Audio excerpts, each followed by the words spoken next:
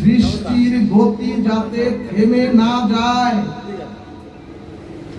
এই জন্য ব্রহ্মা অনেক চিন্তা করে ব্রহ্মা তার ধ্যানের দ্বারা তিনি তার অঙ্গ থেকে বিভাজন করে ব্রহ্মা তার দক্ষিণ অঙ্গ থেকে স্বয়ম্ভ মনুকে সৃষ্টি করলেন এবং স্বয়ং ব্রহ্মা তার বাম অঙ্গ থেকে আদি মাতা শতরূপাকে সৃষ্টি করলেন। সুধীজন, এই মনু আর শতরূপাকে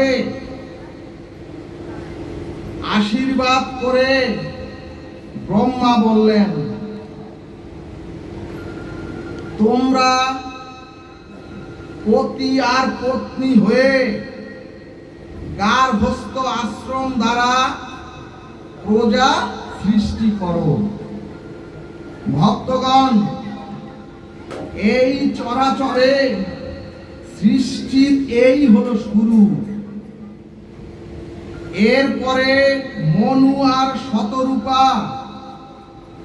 সংসার সৃষ্টি করে প্রজা সৃষ্টি করে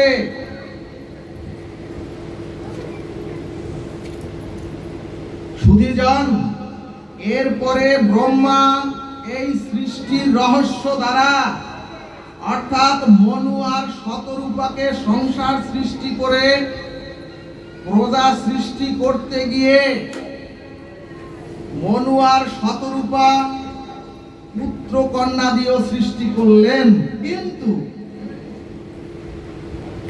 একদিন শতরূপা দেখলেন তার পতি দেবতা স্বয়ম্ভ মনু গৃহের এক কোণে বসে ফুপিয়ে ফুপিয়ে কাঁদছেন আর চোখের জল ঝরাচ্ছেন। তখন তার সতী সাবিত্রী স্বরূপিণী দেবী শতরূপা বললেন, ওগো, আমি কি আপনার কোনো কষ্টের কারণ হয়েছি?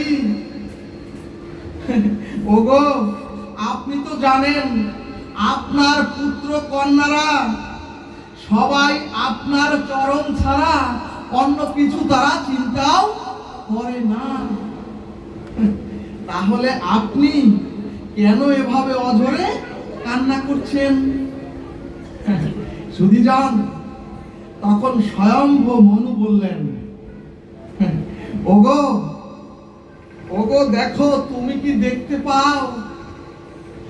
দেখতে দেখতে কানের কাছে চুল পেকেছে।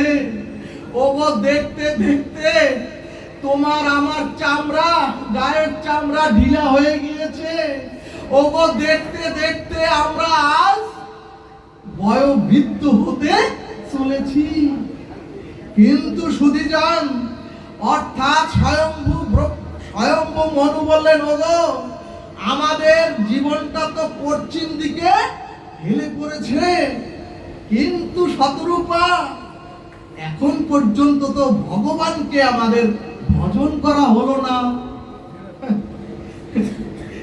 শতরূপাকে বলছে, ওগো, তাই আমি এ সংসার ছেড়ে, তাই আমি এ পুত্র কন্যার মোহমায়া ছেড়ে, ও শতরূপা, এখন আমি চিরত্যাগ আর বৈরাগ্যে অবলম্বন করে আমি নৈমিষারণ্যে ভগবানকে তপস্যার জন্য নিজেকে প্রস্তুত করেছি।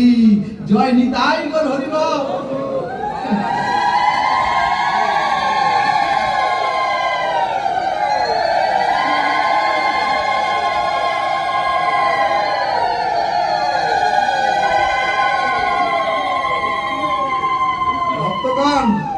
দেখুন, ব্রহ্মার মানস পুত্র আমাদের যিনি আদি পিতা, যাকে ভগবান মনু বলা হয়, সেই মনু তিনি কাঁদছেন। কারণ কি?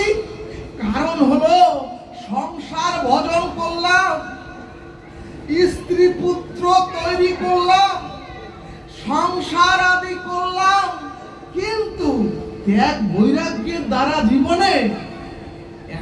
পর্যন্ত ভগবানের চরণে শরণাগত তো হতে পারলাম না। সুধীজন, ব্রহ্মার পুত্রের এই ব্যথা জেগেছে, কিন্তু আমাদের কি এমন ব্যথা জেগেছে? তখন শতরূপা বললেন, ওগো পতি দেবতা, আমাকেও আপনার সঙ্গে নিয়ে যান। ভজনের স্তর দেখুন, আমরা দুজনে মিলে নৈমিষারণ্যে ভগবত ভজন করি এবং দুজনে ভগবান মনু আর শতরূপা 23,000 বছর গোবিন্দের ভজনা তপস্যা করেছিলেন। এখানে ভাগবত দৃষ্টান্ত বললেন, মানুষ সংসার করে করুক, মানুষ সংসারে সন্তানাদি তৈরি করে করুক, এমনকি সংসারে বৃত্ত বৈভবের মধ্যেও থাকুক, কিন্তু সংসারের সাথে ওই স্ত্রী পুত্র কন্যার সাথে নিরন্তর ভগবানের সাথে থেকে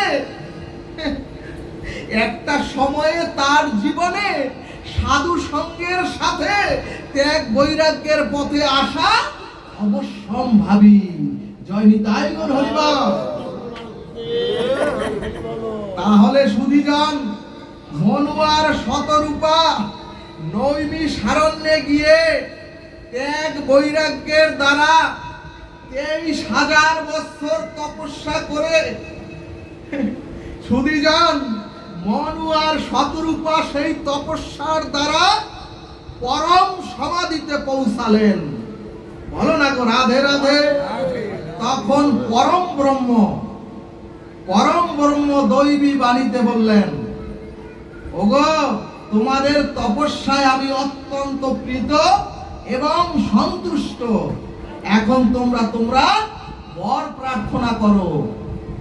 সুধীজন, তখন স্বয়ম্ভ মনু বললেন, যার কণ্ঠ এমন স্নিগ্ধ সুন্দর অনিন্দ, তাকে নয়নে না দেখলে তো আমাদের জীবন, এই তপস্যা, পরম সমাধি স্তর সবই বৃথা। সুধীজন, তখন পরম ব্রহ্ম সচ্চিদানন্দ স্বরূপ ভগবান দর্শন দিলেন এবং বললেন, তোমরা বর প্রার্থনা করো। সুধীজন, তখন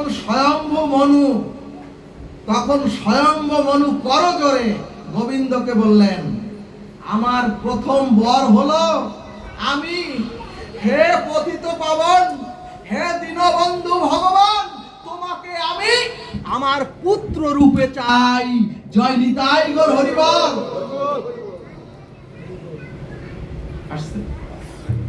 সুধীজন, ভক্তগণ দেখুন, ভগবানের কাছে রাজ্য সম্পদ, ভগবানের কাছে পুত্র কন্যা, ভগবানের কাছে চাকরি ব্যবসা, ধন বিত্ত বৈভব চাইতে হয় না। শাস্ত্র দেখালেন ভগবানের কাছে চাইতে হয়। মনু ভগবানের কাছে চাইলেন, তুমি আমার পুত্র হও। সুধীজন, তখন এই স্বয়ম্ভ মনু হলেন ত্রেতাতে দশরথ রাজা, এবং পূর্ণ ব্রহ্ম পরাৎপর সনাতন অখণ্ড পরতত্ত্ব পুত্র রূপে এলেন সেই রাজা দশরথ রঞ্জন শ্রী রাজীবলোচন মর্যাদা পুরুষোত্তম রাম হয়ে বলমন ভগবান শ্রীরাম প্রীতিপ্রেমানন্দে।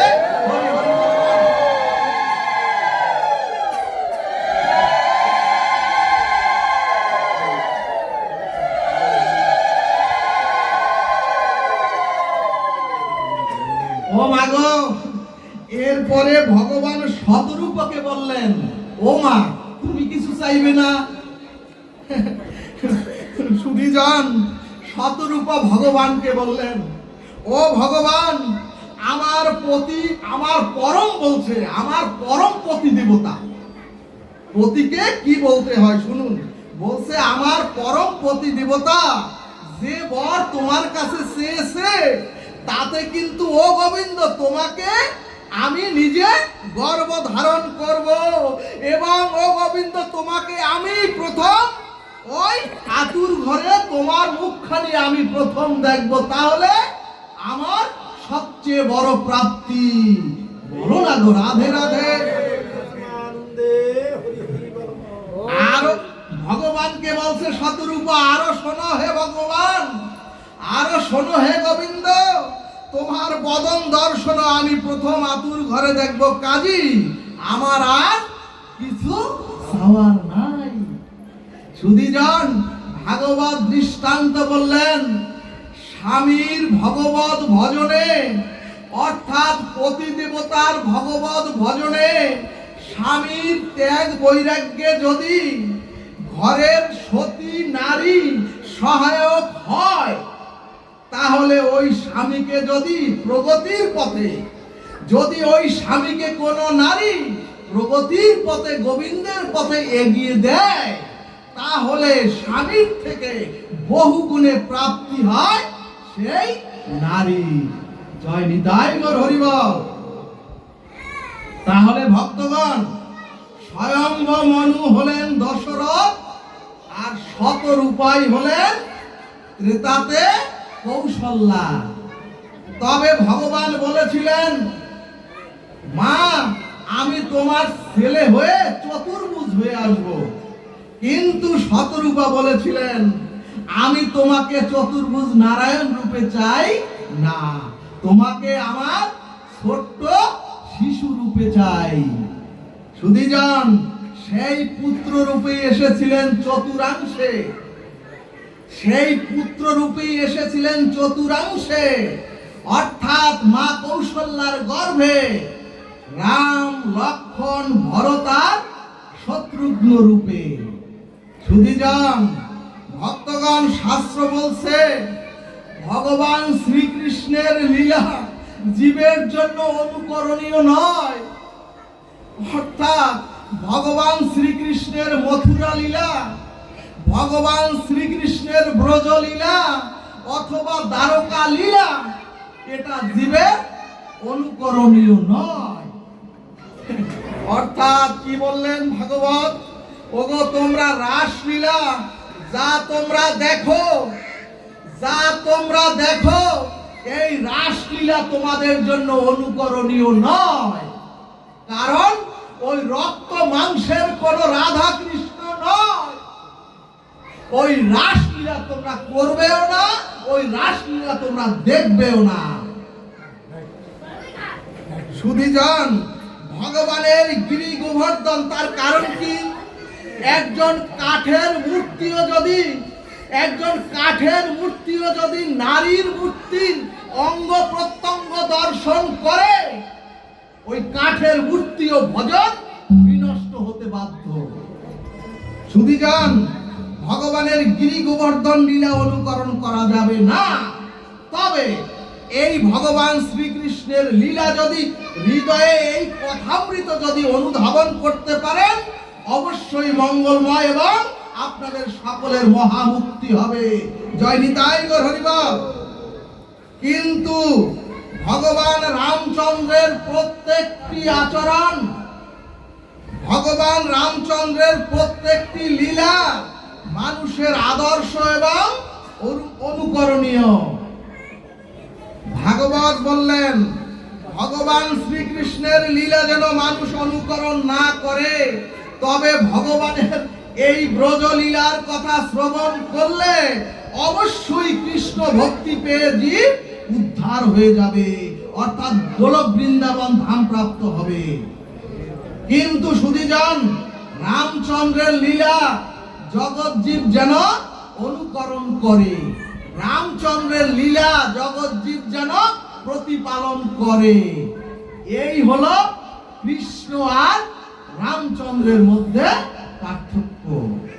এখন সুধীজন প্রশ্ন, ভগবান রামচন্দ্রের লীলা জগৎ জীবের জন্য প্রতিপালনীয় আর কেন অনুকরণীয়? সুধীজন, ভগবান রামচন্দ্র পূর্ণ ব্রহ্ম হয়েও প্রভাতে ঘুম ভাঙার সাথে সাথে প্রথমে ধরিত্রীকে প্রণতি জানাতেন। পূর্ণ ব্রহ্ম ভগবান ধরিত্রীকে প্রণতির পরেই তার মা জননীকে প্রণতি জানাতেন, তারপরেই তার পিতা দেবতাকে প্রণতি জানাতেন, তারপরে গুরুবর্গকে প্রণতি জানাতেন। অর্থাৎ সকালে পূর্ণ ব্রহ্ম ভগবান ব্রহ্ম মুহূর্তে প্রভাতে ঘুম ভেঙে প্রথম স্তব স্তুতি করে এই যে বসতি মা, এই বসতি মাকে প্রণাম করতেন ধরিত্রীর স্তব করে। তারপরে মাটিতে পা রেখে, খাটের থেকে মাটিতে পা রেখে প্রথমেই মাতৃ জননীকে প্রণতি জানাতেন। মাতৃ জননীর পরে পিতা দেবতার চরণে রামচন্দ্র প্রণতি জানাতেন, তারপরে গুরুবর্গকে প্রণাম জানাতেন। এখানে ভাগবত বললেন পিতা মাতা যদি এক জায়গায় থাকে তাহলে মাকে প্রথম প্রণাম করতে হয়, তারপরে পিতাকে, তবে সেটাও মায়ের সম্মানের জন্য। কারণ মায়ের গুরু হচ্ছেন স্বামী, মায়ের গুরু হচ্ছেন স্বামী, আর জগৎ গুরু হচ্ছেন ভগবান। সুধীজন, তাহলে শ্রীরাম প্রথমে মাকে, তারপরে পিতাকে প্রণাম করে তারপর প্রতিদিন আহ্নিকে রত হতেন। এখন প্রশ্ন, জগৎ জীবের জন্য মর্যাদা পুরুষোত্তমের এই অনুকরণটা আমরা প্রতিপালন করি তো? ভক্তগণ, পিতা মাতাকে এখন সনাতনী হিন্দু ঘরের সন্তানরা কেউ প্রণাম তো দূরের কথা, সম্মানটুকু করেন না। এক বিয়েতে যাওয়ার সময় একজন বলে দেয়, ওরে ওই যে অভাগী মা, ওই চরণ ধুলিটা নে। আর দ্বিতীয়বার প্রণাম করে তখন যখন পিতা মাতা মারা যায় তখনও বলিয়ে দেয়, ওরে একটু তেল, ওইখানে একটু তেল মালিশ কর আর ওইখানে মাথা নত কর। এছাড়া প্রতিদিন প্রভাতে পিতা মাতাকে প্রণাম করা সনাতনী হিন্দু ঘরের সন্তানরা তুলে দিয়েছেন চিরতরের জন্য। এখন প্রশ্ন, কেন প্রভাতে পিতামাতাকে, জগৎ জীবকে প্রণাম করতে হবে? ভাগবত বললেন, ওরে পিতামাতাকে প্রণাম করলেই সেই সন্তানের একটি রক্ষা কবচ সাথে সাথে সৃষ্টি হয়ে যায়।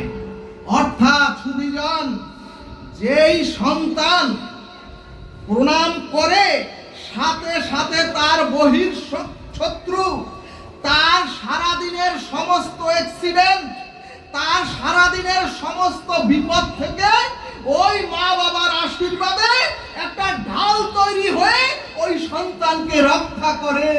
জয় নিতাই গৌর হরি বল।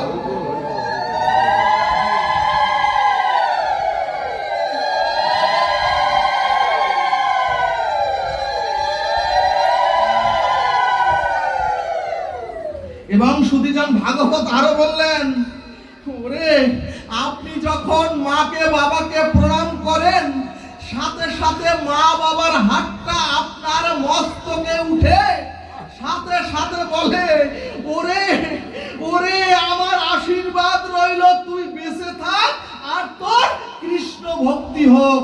ভাগবত লিখলেন, ওরে এই মন্ত্র এটা পৃথিবীর সর্বশ্রেষ্ঠ মন্ত্র, এর উপরে আর কোন মন্ত্র গীতা ভাগবতে রচিত হবে না। আর আজকাল সন্তানরা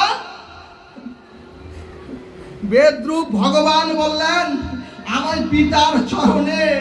ওরে বেদরূপ ভগবান, বেদ যদি পড়েন দেখবেন 3য় অধ্যায়ে লিখলেন যে ওরে আমি পিতা মাতার চরণে আশীর্বাদ দিয়েই রেখেছি, পিতা মাতাকে প্রণাম করলেই সেই কৃপা আশীর্বাদ ওই সন্তানের উপর অবশ্যই বর্ষিত হবে।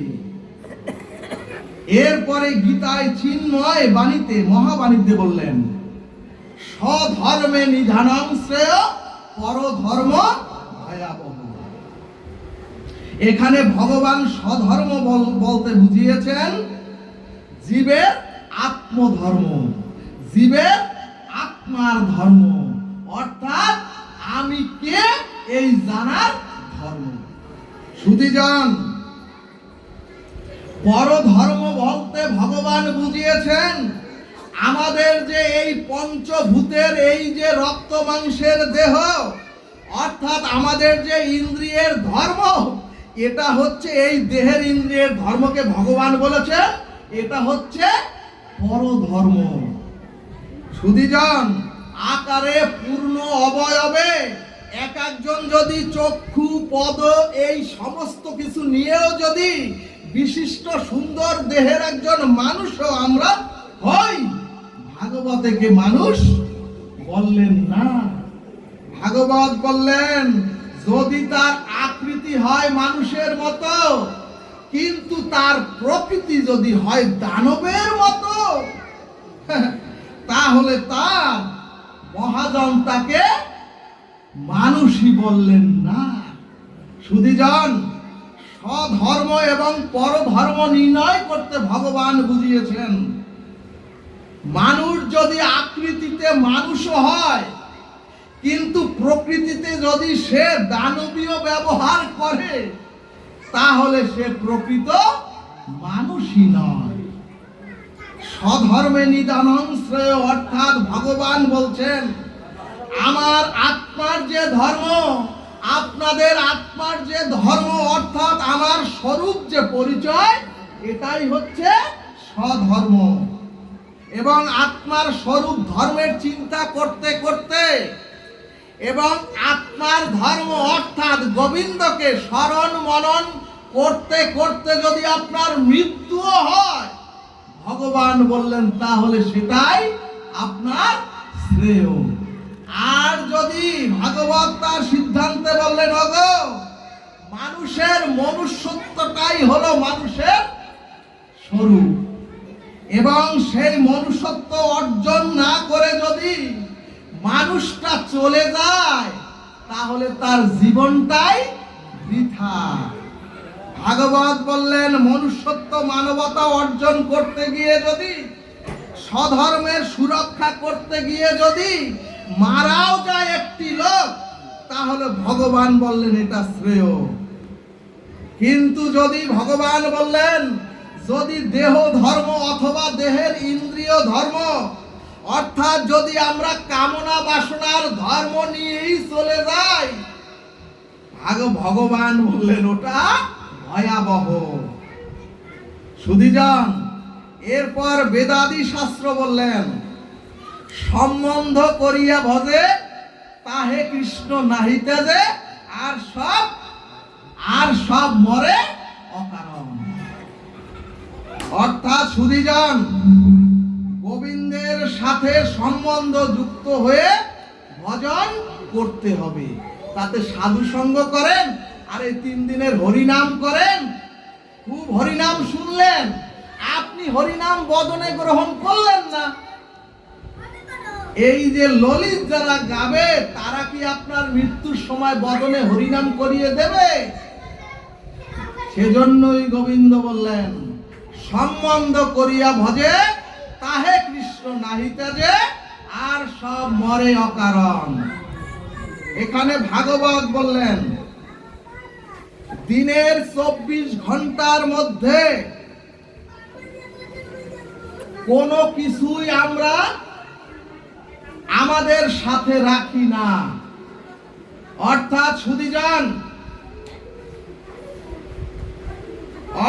সুধীজন, আমাদের বাড়ি, আমাদের গাড়ি, আমাদের টাকা পয়সা সবকিছু ছেড়েই তো আজকে রাত্রে যে আপনারা ঘুমাবেন, এই 6-7 ঘন্টা কি এগুলি নিয়ে ঘুমাবেন?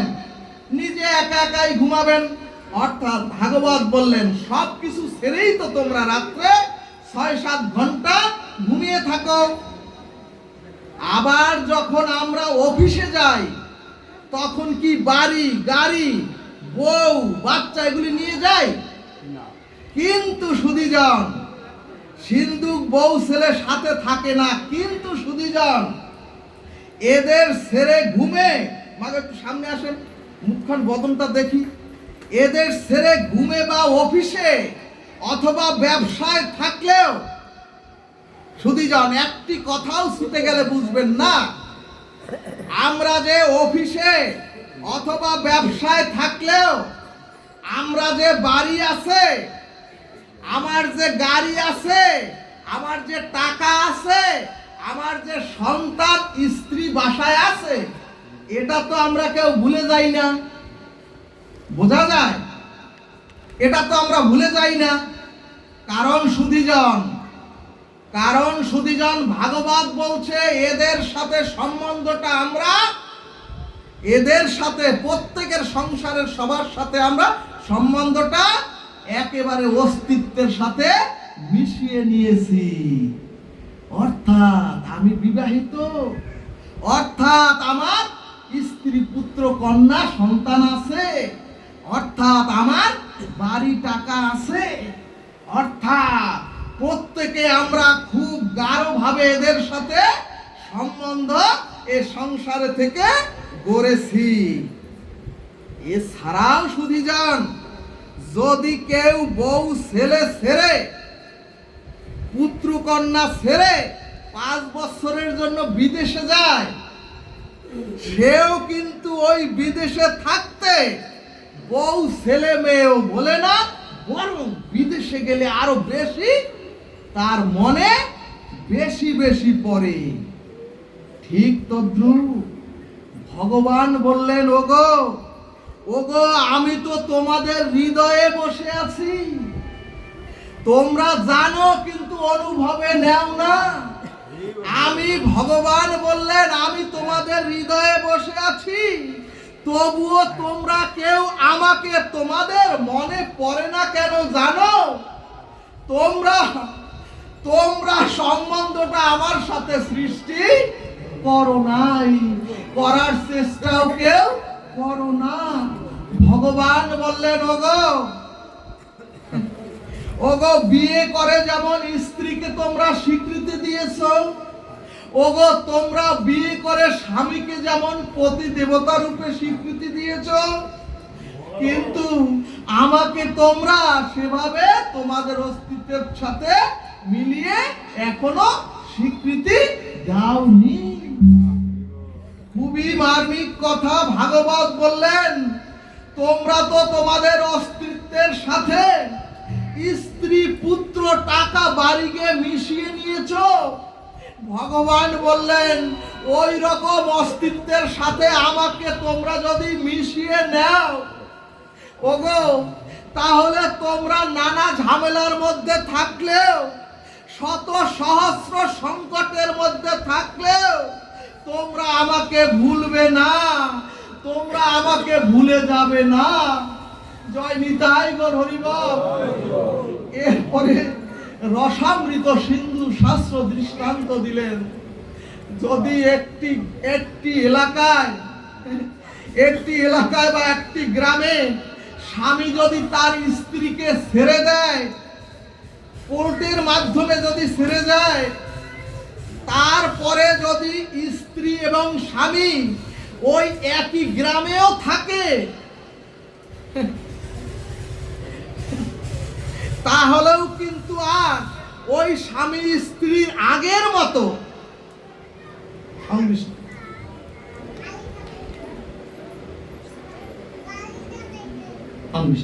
সুধীজন শাস্ত্র বললেন যদি স্বামী স্ত্রীর মধ্যে ছাড়াছাড়ি হয়ে যায়, তারপর যদি ওই স্বামী স্ত্রী একই গ্রামে থাকে, তাহলে আগের মতো আর ভাব তাদের কারো মধ্যে আর আসে না, কাজ করে না। এখন প্রশ্ন, দুজন তো ঠিকই মানবী আছেন, দুজন তো কাছাকাছি একই গ্রামে আছেন, কিন্তু আগের মতো ভাব কাজ করে না কেন? ভাগবত বললেন ওই যে সম্বন্ধটা ওই যে সম্পর্কটা ছিন্ন হয়েছে। ঠিক তদ্রূপ ভগবান বললেন, ওগো ওগো সংসার থাকে থাকুক, ওগো স্ত্রী পুত্র কন্যা বাড়ি গাড়ি অর্থবিত্ত থাকে থাকুক, বাধা নাই সম্বন্ধটা। কিন্তু যদি তোমরা আমার সাথে সম্বন্ধটা চিরতন মনে না করে, যদি তোমরা আমার সাথে সম্বন্ধটা না অটুট করো, তাহলে তোমাদের জীবনটা তো আর এই জীবনটা অনর্থ হয়ে যাবে। কারণ কি? কারণ হলো এ জগতে কোনো কিছু তো স্থির নয়, স্থায়ী নয়। অর্থাৎ আপনার নিদ্রা, আপনার অর্থ, আপনার বিত্ত, আপনার স্বামী, আপনার স্ত্রী, পুত্র, কন্যা, আহার, সম্বন্ধ কিছুই এ জগতে স্থায়ী নয়। ভাগবত বললেন, ওগো অক্ষয় স্থায়ী একমাত্র ভক্তি আর ওই ভগবান। বলো না গো রাধে রাধে। এরপরে ভাগবত বললেন, এই সংসারে কেউ আমার নয় এবং আমিও এদের কারো নই। অর্থাৎ শুধুমাত্র কিছুদিনের জন্য দায়িত্ব আমার, কারণ আমি এদের কাছে ঋণী। সংসারে এদের কাছে আমি ঋণী, শুধু এইটুকুই আমার দায়িত্ব। যদি এভাবে আমি মেনে নিতে পারেন, তখনই আপনার সামনাসামনি সংসারে সবার সাথে দেখা হলেও, ওই যে স্ত্রী সারাসারি হলে স্ত্রী দেখলেও যেমন আগের মতো আর অনুভূতি আসে না। ভাগবত বললেন, সম্বন্ধটা আপনি মন থেকে ছেদন করে দিয়েছেন। ভাগবত বললেন, ভগবান বললেন, তোমরা সংসারের সকলের সাথে থাকো, তোমরা সংসারের সকলের সাথে যত আনন্দ আয়োজন করো, কিন্তু এদের না হলেই আর হবে না, এদের না হলেই আমার আর চলবে না। এরাই আমার জীবনের সব। এটা যদি মনে না করতে পারো, তাহলে সকলের মধ্যে থাকলেও তোমার সকলের মধ্যে আসক্তি আর থাকবে না। জয় নিতাই গৌর হরিবল। এজন্যই যা ধরলে আর সারাসারি হয় না, যাকে আঁকড়ে ধরলে, অর্থাৎ ভগবান আর ভক্তিকে আঁকড়ে ধরলে, যা আর কোনোদিন ওখান থেকে আপনার পতন হবে না। এ সরাসরি আর ওই পরকালে।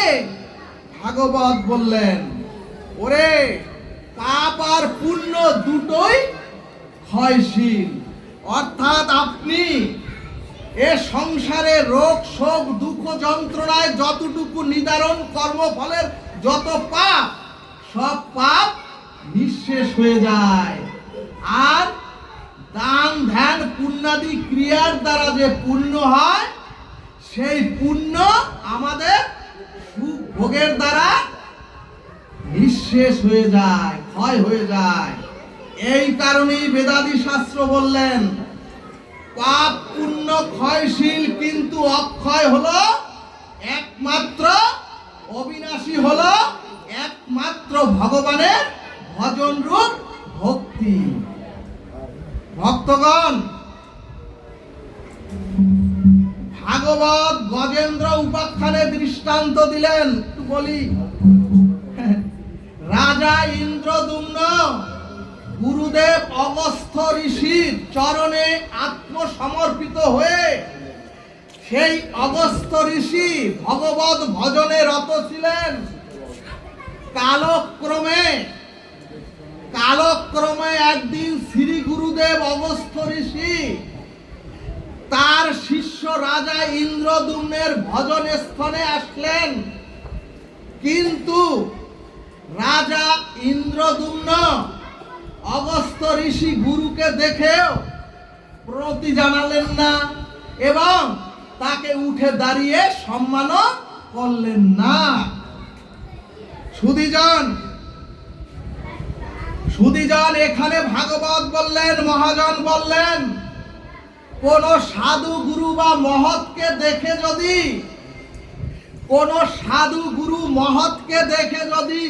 জীব সম্মান না করে, তাহলে তার সেই মুহূর্তে তার পুণ্য ক্ষয় হয়ে পরমায়ু নষ্ট হয়ে যায়। এবং সুধীজন, পুণ্য ক্ষয়ে যখন জীবের দেহে পাপে পূর্ণ হয়ে যায়, তখনই সেই জীব মনুষ্য জন্মটা তাকে হারাতে হয়। ভাগবত দৃষ্টান্তে বললেন, আমরাও যদি সাধু গুরু বৈষ্ণবদের অবজ্ঞা করি, তাহলে আমরাও যদি মহৎকে দেখে তাকে প্রণতি সম্মান না জানাই, তাহলে স্খলিত পতিত এই আমাদের জীবনটাও পরবর্তী জন্মে আমাদেরও পশু জন্মে নিক্ষেপিত হতে হবে। এজন্যই ঠিক তদ্রূপ শ্রী গুরুদেব অগস্ত্য ঋষিকে অভিসম্পাত করে বললেন, হে ইন্দ্রদ্যুম্ন রাজা, তুমি হস্তি জন্মগ্রহণ করো। সুধীজন, এখানে মহাজন বললেন, যখনই ইন্দ্রদ্যুম্ন রাজা পুণ্য ক্ষয়ে তার দেহটা, যেহেতু গুরুদেবকে সম্মান করেন নাই, পুণ্য ক্ষয়ে যখন পাপে পূর্ণ হলো, তখনই সেই ইন্দ্রদ্যুম্ন রাজা মনুষ্য জন্ম হারিয়ে হস্তি জন্ম পেল। কিন্তু সর্ববেদান্ত সার অমল পুরাণ সিদ্ধান্ত দিলেন, ওই যে পূর্বে শ্রী গুরুদেবের চরণাশ্রয় করে ভগবত ভজন করেছিলেন, ওই ভক্তিটুকু ওই ইন্দ্রদ্যুম্ন রাজার নষ্ট হয়নি। জয় নিতাই গৌর হরিবল। অর্থাৎ ভক্তগণ, যতটুকু হরিনাম জপবেন, যতটুকু ভগবত ভজন করবেন, আর যতটুকু গুরু আশ্রয় করে, শ্রী গুরুদেবের চরণ আশ্রয় করে যতটুকু ভক্তি ভজন করবেন, অতটুকু আপনাদেরও বিনষ্ট হবে না। ভাগবত গজেন্দ্র উপাখ্যানে দৃষ্টান্ত দিলেন, ওই গজেন্দ্র তার স্ত্রী পুত্র কন্যা নিয়ে আনন্দে সরোবরে স্বচ্ছ জলে খুব আনন্দে ছিলেন। কিন্তু সুধীজন, হঠাৎ যখন ওই সরোবরের কুমির এসে ইন্দ্রদ্যুম্নের রাজার, অর্থাৎ ওই ইন্দ্রদ্যুম্ন রাজা যখন হস্তি জন্ম পেল, অর্থাৎ হাতির যখন পা কুমির এসে কামড়ে ধরল, তখন ওই কুমিরের বাচ্চা সন্তান স্ত্রী পুত্র কিছুক্ষণ একটু চেষ্টা করে, যেই সন্ধ্যা ঘনিয়ে এলো, এই তার স্ত্রী পুত্র সব বাসায় চলে গেল।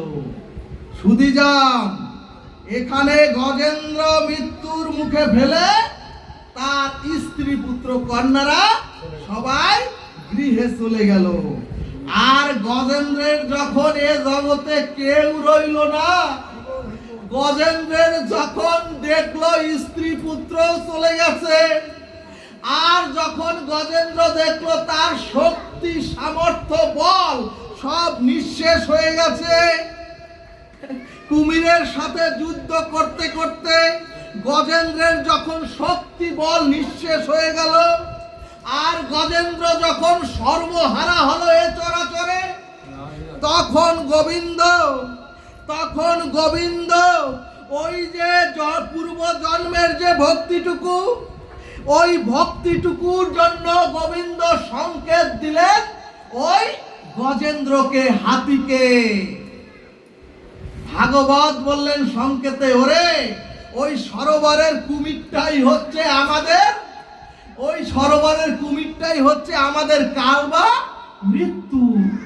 এবং গজেন্দ্রের যখন আনন্দ সরোবরে জলে নেমেছিল, তখন গজেন্দ্র খুব গর্ব করে বলেছিল, এ দেখো, এ চরাচরের সকলে দেখো, আমার সাথে আমার স্ত্রী আছে, আমার পুত্র আছে, কন্যা আছে, আর আমার অনেক শক্তি, দেখো হাতির শক্তি, অনেক শক্তি আছে, ওরাই আমাকে রক্ষা করবে আর ওরাই আমাকে বাঁচাবে। কিন্তু সুধীজন আমরাও সাধন ভজন থেকে দূরে থেকে, আমরাও হরি কথা হয়, হরি নাম হয়, তার থেকে দূরে থেকে আমরা রাধা মাধবকে বাদ দিয়ে আমরাও মনে করি আমাদেরও স্ত্রী পুত্র আছে আর ব্যাংক ব্যালেন্স আছে, ওতে আমাদেরকে বাঁচাবে আর রক্ষা করবে। কিন্তু সুধীজন, এখানে ভাগবত বললেন, যেদিন ওই মৃত্যু রূপ কুমির আমাদেরকেও ধরবে, যেদিন ওই মৃত্যু রূপ কাল আপনার আমার সম্মুখে এসে ভয়াবহ হয়ে দাঁড়াবে, সেদিন এই চরাচরে মৃত্যুর সময় কেউ কারো পাশে থাকে না, থাকবে না। সেই ভয়ঙ্কর মহাকাল মৃত্যু থেকে কেউ কাউকে উদ্ধার করতে পারে না। জয় নিতাই গৌর হরি বল। এবং দেখবেন মৃত্যুর পরে কত দ্রুত আপনাকে আমাকে শ্মশানে সৎকারের জন্য নিয়ে যাওয়া যায়, তার জন্য বিধি ব্যবস্থা হয়ে যায়। ওই সন্তান তিলক পরে না, মা বাবাকে নিয়ে তাড়াতাড়ি তিলক পরায়। কেন পরায়? ভাগবতে বসলে তিলক পড়তে হয়, আমরা তাও বুঝি না। মৃত্যুর সময় তিলক পরায়, কোনোদিন হরি নাম দেয় না, মুখে একটু জল দেয় না, পিতা মাতার মাথায় জল দেয় না। মৃত্যুর পর যখন খেতে পারে না, তখন জল দিয়ে তাড়াতাড়ি শ্মশানে নেওয়ার ব্যবস্থা করে, কর্ণে একটু হরিনামও দেয় না। সুধীজন, যখন গজেন্দ্রের একেবারে শেষ অবস্থা, যখন গজেন্দ্রের এই চরাচরে আর কেউ রইল না, তখন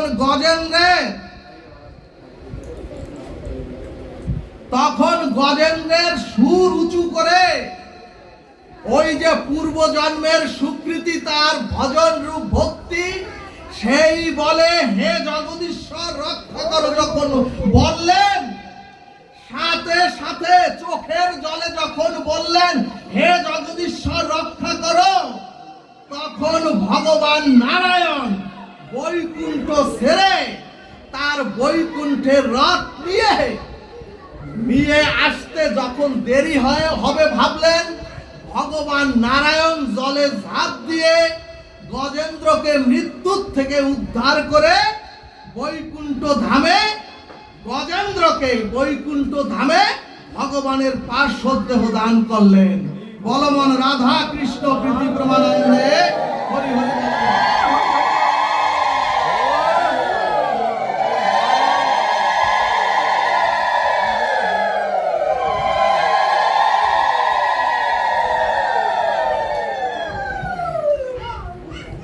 সুধীজন, ভাগবত তো স্বস্তি দেয়া যায় না, কারণ পূর্ণাঙ্গ ভাগবত কিছুই হলো না। এখানে স্বস্তি দেওয়ার জন্য আমাকে বলা হয়েছে, কাজী আপনাদের চরণে রাখবেন। জয় জয় এই নবশ্রীধাম বৃন্দাবন বিহারী লাল কি জয়, জয় কৃষ্ণচন্দ্র ভগবান কি, শ্রী শ্রী নব বৃন্দাবনে রাধা মাধব কি, পঞ্চতত্ত্ব কি, সখী বৃন্দ কি।